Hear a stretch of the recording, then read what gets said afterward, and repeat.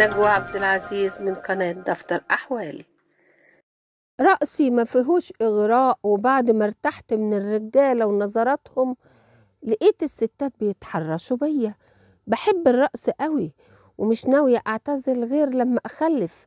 سوفينار بعد ما غابت شوية عن الأنظار رجع بالتصريحات جريئة خلتها تركب الترند من تاني، وبتلمح إنها عايزة عريس. طلعت وقالت أنا مميزة وكل الراقصات بيقلدوني، ده غير إني ممثلة وعندي تاريخ في السينما ونجمة شباك كمان، ورقصي ما فيهوش إغراء ومش ناوية أعتزل غير لو عجزت أو اتجوزت وخلفت، وقتها هسيب الرقص علشان أربي ابني وما يتقلوش أمك رقاصة. وفجرت سوفينار مفاجأة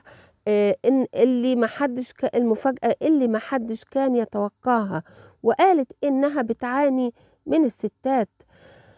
كانت فاكرة إن الرجالة بس اللي عينيهم زايغة وإيديهم طويلة، لكن هي مفيش راجل اتحرش بيها، كلهم كانوا ستات. ولما اتسألت عن أجور الرقاصات الأجانب في مصر وليه كل شوية في زيادة في الأسعار، قالت مش كل الرقاصات زي بعض ومش مهم ومش كلهم غاليين، والغلا شيء طبيعي لأن البدلة غالية جدا بتبدأ من 20,000 جنيه، والمطربين أجرهم أعلى مننا بكتير. لو شفتوا أجر المطربين هتعرفوا إن الرقاصات أجرهم رخيص، ده غير إنها شايفة نفسها غير كل الراقصات وما ينفعش تتقارن بحد. تيجي ايه لورديان ولا جوهرة فيها وعندها قواعد ثابتة ما بتتنازلش عنها ابدا، زي انها ما بترقصش في مكان فيه خمور. وقالت انا مميزة لان كلهم بيقلدوني ومحدش عمل حركة جديدة، كله بيقلد حركاتي وبدلي. حتى كلمة بحبكوا يا حلوين، وانا مش رقاصة فقط، أنا ممثلة وليا تاريخي في السينما وأفلامي كانت بتنجح نجاحات كبيرة ومحدش عمل اللي عملته. وبالنسبة ليا أنا غالية، ما ينفعش أكون مرمية في كل حتة، وأكتر الأماكن اللي برقص فيها ما فيهاش خمور لأنها بتكون حفلات عائلية، وأنا ما وصلتش للنجومية دي علشان أتمرمط، وما ينفعش أرقص في أي حتة وأي حاجة وخلاص، ومش كل يوم بشتغل وبتمرمط لأني نجمة.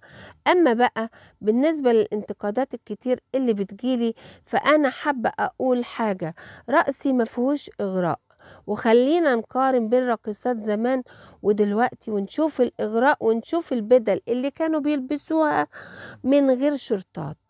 احنا على الأقل بنلبس شورت، لكن الناس بتشوف الجديد وبينسوا القديم، مع ان القديم كان مفتوح وفي إغراء أكتر.